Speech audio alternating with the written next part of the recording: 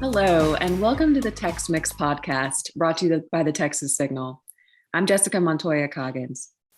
The last 2 weeks, we kind of took some time off. I also rearranged the schedule for the podcast and wanted to especially talk about something that we're all still, emotionally trying to wrap our heads around, and that is what happened in Uvalde, Texas. So that is the topic of today's discussion. I'm joined today by two volunteers with Moms Demand Action, a grassroots movement of Americans fighting for public safety measures that can protect people from gun violence. Jane Kelso Winter is a gun violence survivor, and Elva Mendoza has a prolific background in the Texas State Legislature. Thank you so much to the both of you for joining us today. Thank you for having us. Thanks. Glad to be here. Yes. So starting with Jane, what made you decide to become involved with Moms Demand Action? And could you tell us a little bit about your background and what brought you to this grassroots organization? Jessica, thanks for asking that. I've been a volunteer with Moms Demand Action for about the last 5 years. And before that, I actually lived during the late 80s and 90s in DC, and I worked for a gun violence prevention group there on the national level, and worked a lot with the survivors of gun violence then. So I have seen, I've seen this issue for a long time. So when I moved to Texas, it was natural for me to come and stay involved. And then my son in 2010 took his own life with a very easily accessible firearm. And so that keeps me going. Thank you for being with us here today. And Elva, the same sort of question to you. I know that you're actually joining us internationally right now. I think you are our first international guest. But what brought you to Moms Demand Action? Sandy Hook, in a short answer, I was living in Austin at the time. I'm originally from San Antonio, but was there with my young family. And my son, my oldest, was about the same age as the children who were murdered there. And I remember reading about all the kids, but one in particular stuck with me, a little boy named Noah. And his mom described what happened to his body in that shooting. And much like the children who were in Uvalde. And I apologize to survivors that this may be difficult to hear, but their bodies were completely decimated. And I looked at my child and thought, what would that be like? And I couldn't stand that thought. And I couldn't stand that happening to any child in our country. And I just had to get involved at that point. And I started out sort of as, I called myself a lurker for a while on the Facebook page that our founder, Shannon Watts, started. That's how all this began, was just a Facebook page. And it's now grown to over 8 million supporters all over the country. And now some of us who've moved abroad, we're all over the world. But I was a lurker for a while. And then I saw a friend of mine getting more and more involved. And I thought, she can do it. I can do it. I mean, yes, I have a young infant as well, but I can do it. And so I went from lurker to leader like that, and that's what we do in Moms. As soon as people come in and they're willing to do the work, we get you in and we find a place for you and we put you to action. And that's how we've grown to this force. And I've met amazing women like Jane through it. And so I'm so thankful that even as far away as I am, I can continue to help. It gives me a way to continue to feel like I'm contributing to my state and my home. Yeah. Sandy Hook seemed to be a very big event for a lot of people to the gun violence that permeates our country. And I believe we're coming up on the 10th anniversary this December. But sadly, in that interim, we have seen numerous events of gun violence in places, churches, grocery stores, and even schools. So we're not even 3 weeks out from Uvalde when 19 children were murdered, 2 teachers were killed. The spouse of one teacher, Joe Garcia, suffered a fatal heart attack 2 days afterward. This is something that devastates a community. in ways that is hard to almost comprehend. What were your reactions once you learned about what happened at this school?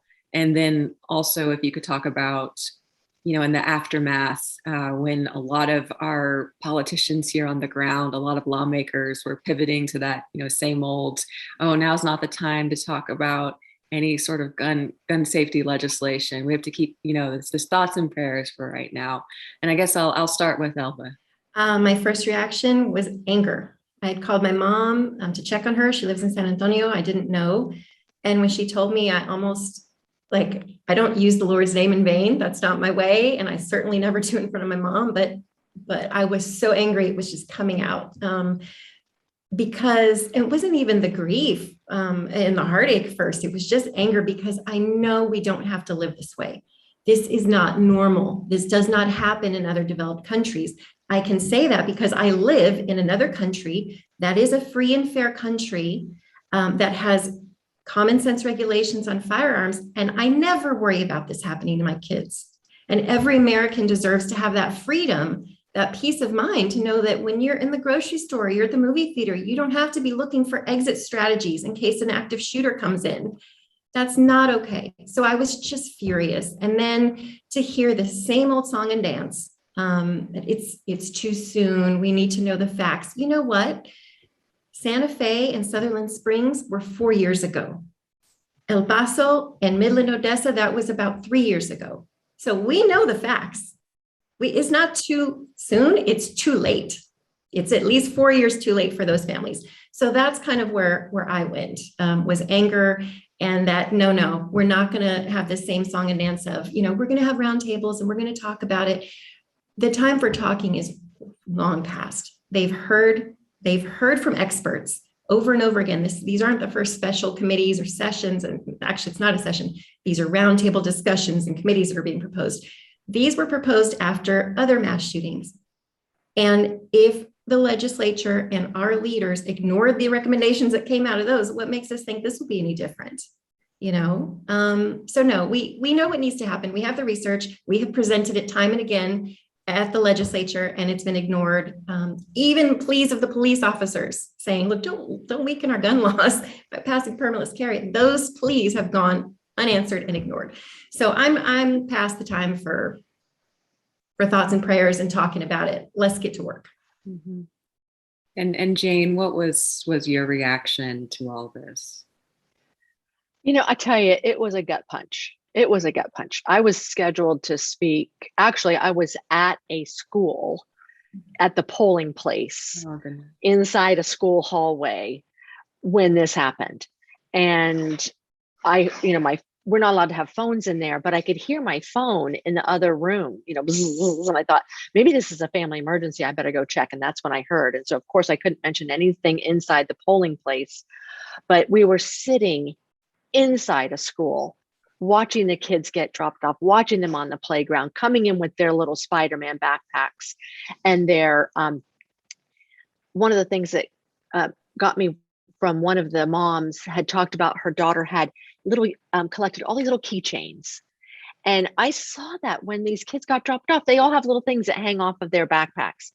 And for that to have to be the way that or a pair of shoes is the way that you get to identify your child. These parents walked up, drove up, biked their kids. I saw a lot of dads helping their kids with their lunch boxes and stuff. It was completely devastating. And I went immediately to what Elva said was, I know exactly the reaction that's going to happen. They're going to say, don't talk about it yet. Don't talk while the families are grieving. Don't talk about anything political. Don't talk about common sense gun reform. Don't talk about raising the age for somebody to be able to buy an assault weapon. That's just, no, we can't talk about that. And I can tell you that my kid was about the age of Columbine. And before Columbine, we had a schoolyard shooting in Stockton, California. So, which has been people have way forgotten about that. So yes, if I sounded, I was very angry, frustrated, and beside myself. Mm-hmm. I can feel the the aggravation that you both have from this, particularly because we know what will prevent these tragedies. It's not the single door in and out of a school. I think we should actually fund mental health services. That's just not something we do in Texas. So that should be on the table, but it's not the one solution. And I guess the thing that I also find very frustrating is that we actually know a majority of Americans and a majority of Texans actually do support a lot of the common sense gun safety solutions that organizations like Moms Demand Action are advocating for. We heard this kind of same stuff after, as you mentioned, El Paso. There was no special session called after that. And in fact, you alluded to permitless carry, which was signed into law, last year to the detriment of, law enforcement agencies who said they did not want it. Why exactly do y'all think we are in a state where our lawmakers are doing the exact opposite of what the majority of Texans actually want? And I think I'll start with Jane. I'm trying to keep track of who. We're not fussed about that, that's for sure. But I have a thought about it, and I bet you Elva, with all of her experience at the state legislature, might have a slightly different twist on it. One of my feelings that I've come to very recently, I shouldn't say that. I can't say that I've come to it recently. I've just come back to the forefront with it is, a lot of times we'll say it's like, well, it's, they get funded by the gun lobby. But I tell you what, I think it is also the majority of people are with us. We know that. And when I talk to even very lately, especially with this one, with very conservative friends, you have to hold your politicians accountable. So we have to elect the gun sense candidates. You have to vote on this issue because it's a very small minority who make this their number one priority, right? And they know that. Our politicians know that. Nobody will pay attention if we pass permitless carry. The only people that will are that very small sliver who make this their number one priority. Well, guess what? We have gun sense candidates, and we're going to make sure people know who they are and get out and vote. We have two at the top of the ticket right now. Beto has just been awarded the gun sense candidate for running for governor, and Mike Collier also running against Dan Patrick. He's also a gun sense candidate. So at the very top of the tickets, we've got some, and it goes all the way down, and we're going to get people registered and vote. So that was my 2 cents. Elva, do you have any thoughts up in Spain where, as you mentioned, there is actually common sense? You live in a common sense area.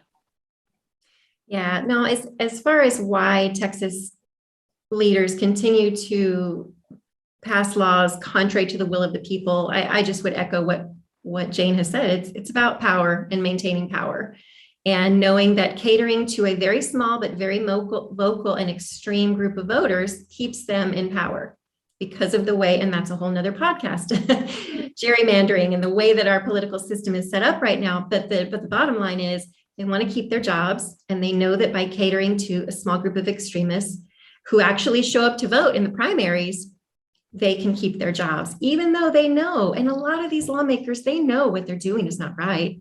I mean, I've sat with staffers and lawmakers, and they knew that campus carry and open carry and permitless carry were not good public safety policy. But they cared more about donations and votes than they cared about us. And that's why we have this distinction, this gun sense candidate distinction, which is a program where candidates apply to us and they say, here's what I think the issues are, and here's what I'm willing to do about them. And, if they're willing to go to bat on gun safety measures, then, they get awarded this designation. It's not necessarily an endorsement, although some will go on to be endorsed, but it's just something that voters can look to know that this person, it takes gun violence seriously, and they're willing to talk about all the options, mental health and common sense gun violence prevention measures that are supported by most Texans, including most Republicans, most Democrats, most gun owners. So this isn't a partisan issue, but we are being forced into believing it is.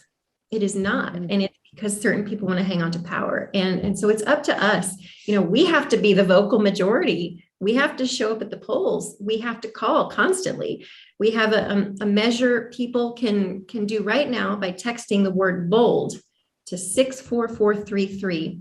And they can take action at the federal level, call their senators that will connect them with their senators who are in bipartisan talks right now at the national level to, I hope, advance some progress. But, when it's time to show up at the state legislature, people come on with us, join us. If you want to join Moms Demand Action, you can text ACT to 64433. And then just like Jane and I, do this advocacy work. So, we've just got to be more vocal than the tiny, tiny fraction of extremists who are unwilling to accept any sort of regulations on firearms.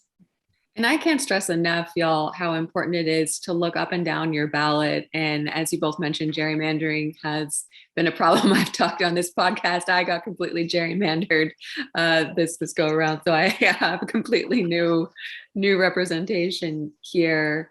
And on that topic of Beto, who is a gun sense candidate, he has, really been talking about a lot of the common sense gun safety solutions that we could actually enact right now. Things like universal background checks, gun storage laws, and crucially a red flag law. He's often invoked the shooting in Midland, Odessa, where that shooter, his own mother, was concerned for his mental well-being. And if there had been a red flag law in place, he likely would not have had the AR-15 that he used to kill 7 people. Now, I think when I've talked with folks about this last couple of weeks, they've got that sense of like, we're kind of back in the same place we've been before, especially after what happened in Sandy Hook and the lack of legislation that was passed after that. How hopeful are y'all that now is actually different and that we are going to get some of these laws passed, maybe on the federal level, but crucially on the state level? And now I'll do a free for all, whoever wants to go first. Well, I'll go first briefly, and then I'll let Elva chime in. Yesterday I was asked that question and I was like, I don't know. Just very honestly, I was like, I just don't know. But I tell you, this does feel slightly differently to me, just based on the text messages I'm getting from people, based on, doing other media appearances and people saying, wow, I would have done that too. And they're not my usual folks that say that. People, if I put something out on my own Facebook page, we've been using a hashtag don't look away. We've been using we can end gun violence. I've been telling people to download the Moms Demand Action app. People are doing it. They're said, oh, I've been calling I've been flooding the Capitol switchboard. I've been, oh yeah, I looked that up. Things have to change. And these are not people that normally would get, they're just not the normal people, the usual suspects of people that are doing this. I think things are really, this one, on top of some of these other ones, is changing people. I'm a pragmatist, so I temper my hope. But what I do know is that, will this time be different? It has to be different. We have to ensure that it's different because we owe it to those 19 kids and those 2 teachers. And we owe it to the people who were grocery shopping in Buffalo and were shot because of the color of their skin. We owe it to them. So we need to make it different. And just as Jane's community around her is pulling together and making these phone calls, like we need everybody on board, because the politicians who are in charge of Texas, the people who hold the levers of power, I don't trust them to do anything. I really don't. I think they will try to run out the clock with these committees and say, we'll look into it, and then they'll never take action. If we don't hold their feet to the fire, we have to be calling, we have to be demanding, and we have to be threatening to pull our votes away from them and place them with people who deserve our votes. So, I'm a pragmatist, but I'm always hopeful. I always think that things can change. And I see that there is a whole nother life that we can live, living in a different country. where we don't worry about this stuff. It's not that there's not mental illness here. It's not that there's not drug issues. I've actually seen people bringing drugs up onto the shore because I live so close to Africa in a boat. Like, stuff happens here, but there's not the gun violence. Our homicide rate, our suicide rate, way lower. So I know it can be different. I've seen it firsthand, and I want that for all of us in Texas and in the US. So yes, it's going to be different. I thought it was notable in the Dallas Morning News, a number of very prominent conservatives sort of signed off on a letter to John Cornyn, basically saying that they would like gun safety laws passed. And like these were some very prominent sort of Republicans that I would consider, like Ray Hunt types that you wouldn't necessarily see. So that for me was when I kind of had that inkling of, what this could be different. Yep. And one thing that I will add to what Elva said was we have to hold their feet to the fire. I think a lot of times we get insulated here in this country. We think, oh, well, it's just the way it is. People around the world are saying, they just don't do this. They don't do this. So we have to hold people's feet. And we can't just have window dressing. It can't just be, okay, we'll just give you this one little smidge of something. It really has to be significant and meaningful. No, that's totally true. There's countries, and the thing that drives me nuts is we have the blueprint for this. There have been places that have, seen horrific tragedies, in the United Kingdom, in Australia, in New Zealand. It just happens time and time again where, something happens and then they immediately do something about it. And then there is subsequently very little gun violence that happens in those countries. That's always what I think of. And I was in middle school when Columbine happened, and I remembered a lot of the talk being about video games and violent films. And even as a child, I remember thinking but I think they watch a lot of that in Japan, and they don't seem to have these problems. Yeah. A child. Yeah. Every country struggles with, folks with mental health issues, with,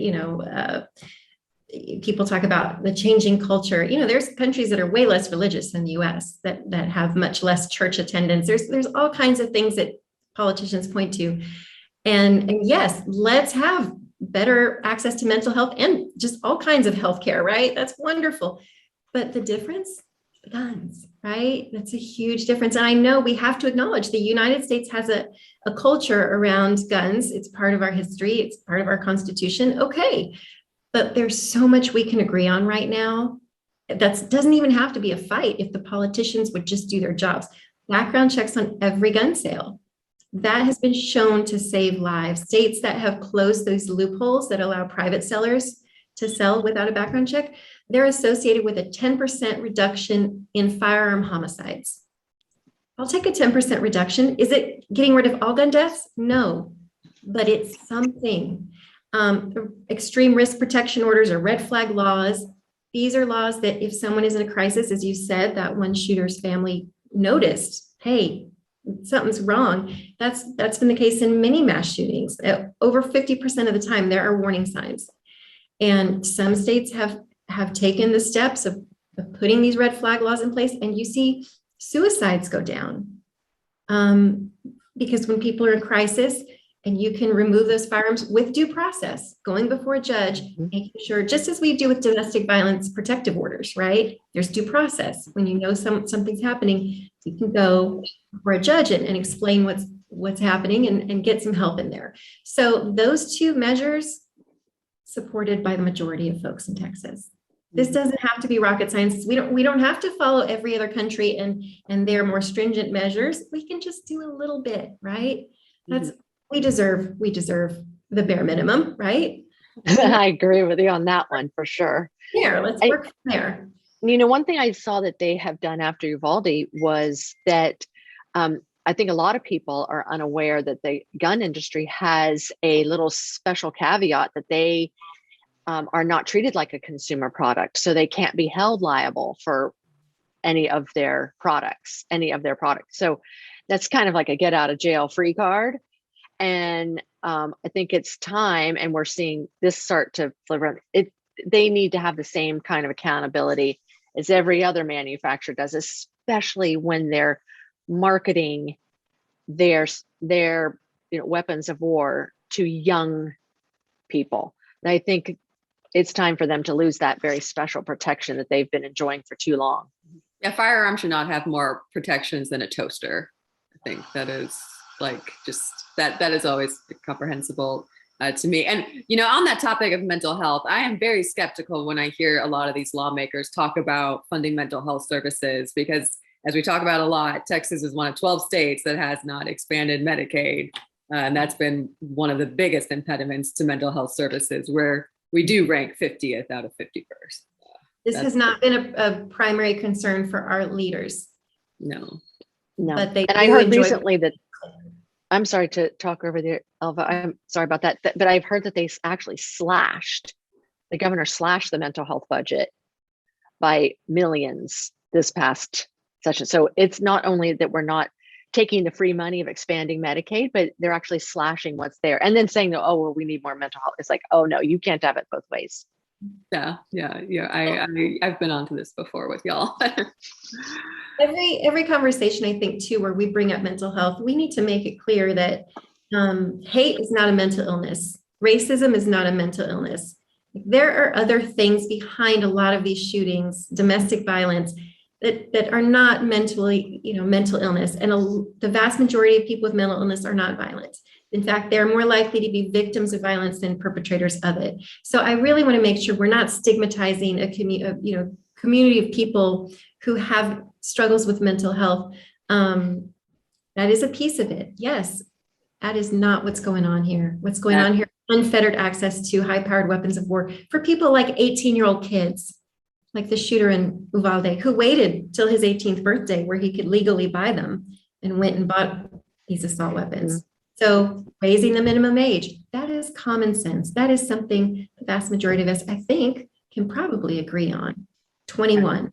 Thank you for reminding all of us about that. The shooter in Buffalo was also, I believe, 18 or 19, maybe possibly, not old enough to purchase alcohol or chewing tobacco, but that you can purchase an AR-15. Another thing that y'all brought up is that there are, this is kind of a nonpartisan issue, that in the fact that there are Democrats and Republicans who agree that we have to pass gun safety laws. The actor Matthew McConaughey was at the White House recently and had been making some appearances on Fox News. He is actually a native of Uvalde, and is a parent as well. And a lot of his reaction to this seemed to me not sort of speaking as somebody famous, but simply as a parent and a gun owner who wants this legislation passed. Did y'all have any thoughts on that? I think any voice that is lent to this is helpful, no matter where it comes from. It's my opinion. Jane, you go ahead with that. Yeah, what I can say is I would love for more gun owners to join Matthew McConaughey and vocally support the common sense gun measures and gun laws that we know work, as Elva said. Where things are loosened, homicides go up. Where they're strong or tightened, they go down, and including suicides. And then we have to hold our electeds accountable for passing and enforcing them. So that's pretty much what he was saying was, hey, I'm a gun owner. It's not going to infringe on anything with me, but I would call on gun owners to stand up to their electeds and say, hey, gun owner here, you're not talking for me when you're saying that you're protecting our rights. We are saying we've got kids too. We want our kids to be safe. Yeah, I very much appreciated his number one highlighting, stories of the victims and telling us about the children and their families. So that we remember these are not just statistics. They're not just a number, 19, 21. These are children who had futures, who have families who love them and will forever miss them every single day of their lives. So I appreciated that he did that. I appreciated his focus on, look, more unites us than divides us on this issue. And we're being told that that's not the case, but it is the case. So yeah, I welcome his participation and other gun owners as well. People who have a voice and a platform like that. You know, Jane and I have been doing this work for years and years, and there's other survivors doing this hard work every single day. But if you have a platform and someone's giving it to you and you're new to the issue, that's okay. We welcome you. Come on board. Mm-hmm. Yes, McConaughey famously passed on running for governor, but I'm glad that he is now, talking about this. And when they had the green high tops, that for me was such a visceral reminder of what we lost and the tragedy of all this. Yeah, one thing I will add, Jessica, and I know we're probably on our time frame here, but when I went to a suicide prevention talk just 2 days after Uvalde, I read out each one of those victims' names a little bit like he did. And one of them is Nevaeh. I may be mispronouncing it, Nevaeh, and her name is Heaven backwards. Okay. And then I just read a little bit of each one of the things that they liked. One liked to be an artist. One loved playing baseball. She was an amazing little baseball player. And I really think that people should have to look at that. Don't look away. Look at those names. Look at their families. They never will be the same as Elva says. It's not, some of them, we ran into a young woman when we were down in Houston protesting the NRA convention.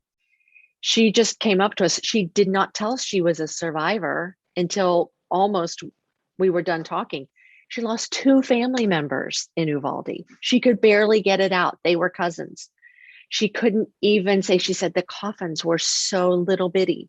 It just destroyed her. I said, this is the kind of thing that we need people to, there's a human. It's not just 19. It's not just 21. It's not just those 2. The 2 kids are orphans now.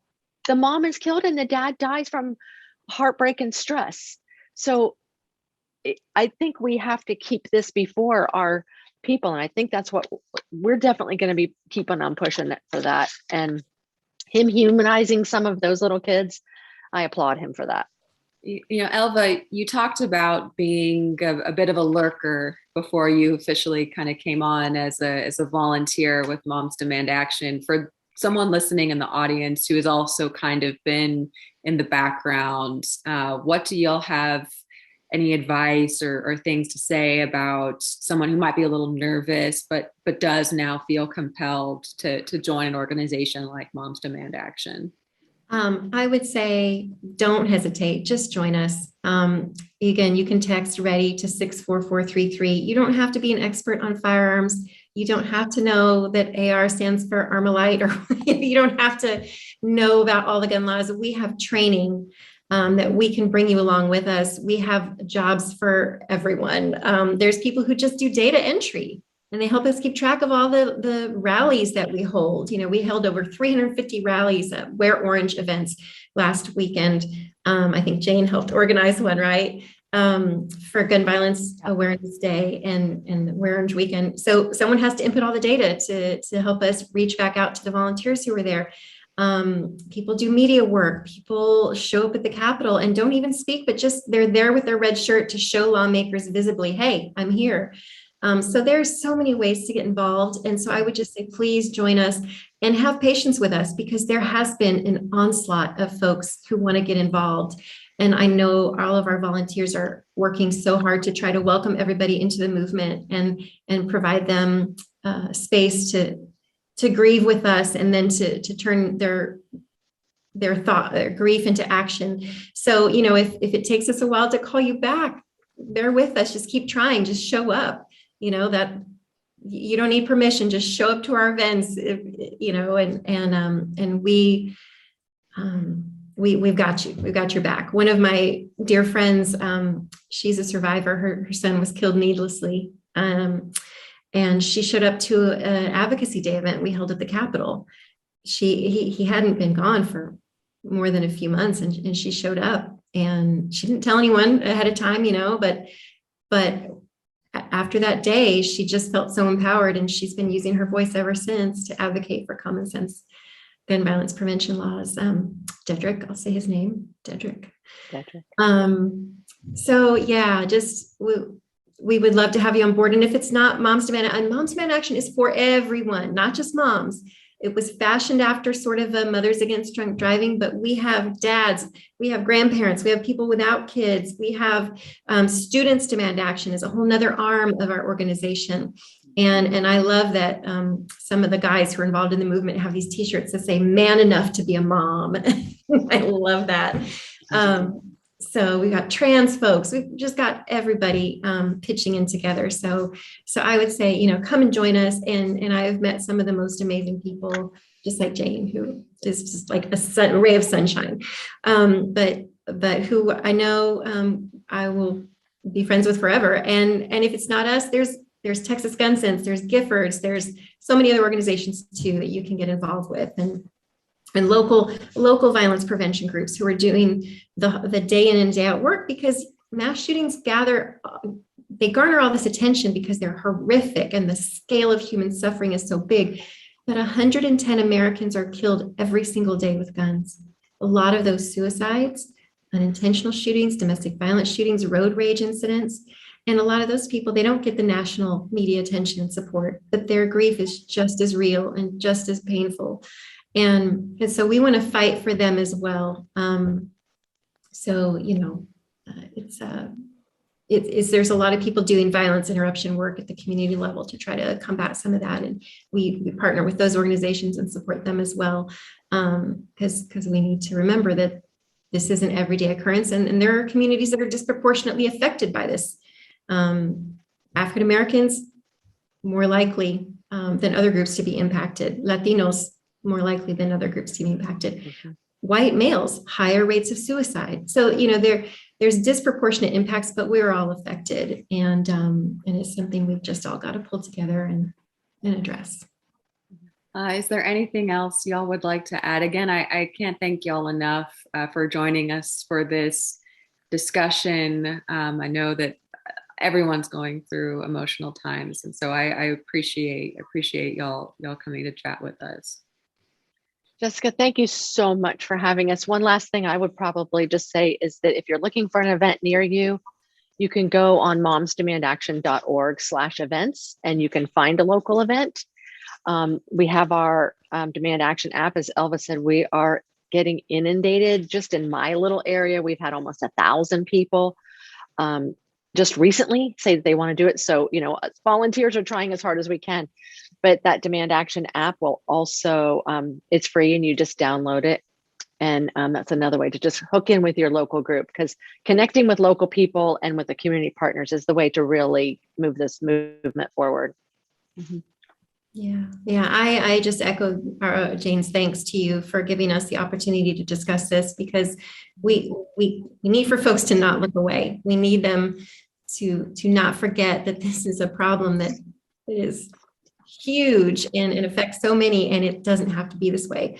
So, they can get involved again by texting READY to 64433. They can contact their senators by texting BOLD to the same number. And if you're listening to this or watching this and you think, I really want to get involved, but I'm afraid, use your voice. Your voice counts. Your voice matters. And especially if you are in the same political party as our rulers in Texas, your voice matters maybe even more when you call them and say, look, I'm a Republican voter, or I'm a gun owner, I'm a veteran, and this is not okay. And I will not accept the status quo. And, you are out of touch with these committees. And if you don't watch it, you're going to be out of a job. We want action now. You can do it. And we got your back. Well, this has certainly been an enlightening and an illuminating conversation. Again, my thanks to Jane Kelso Winter and Elva Mendoza from Moms Demand Action for joining us today. And, at Texas Signal, we've been covering a lot of what happened with Uvalde, and then also the push for gun safety legislation. So be sure to check out the website. We're also on all social media platforms. And if you are so inclined, we also are on Patreon. That's how we can stay afloat as the top progressive publication for Texas. And again, my thanks to y'all, and we will chat soon. Thank you so much. Take care. Bye, guys.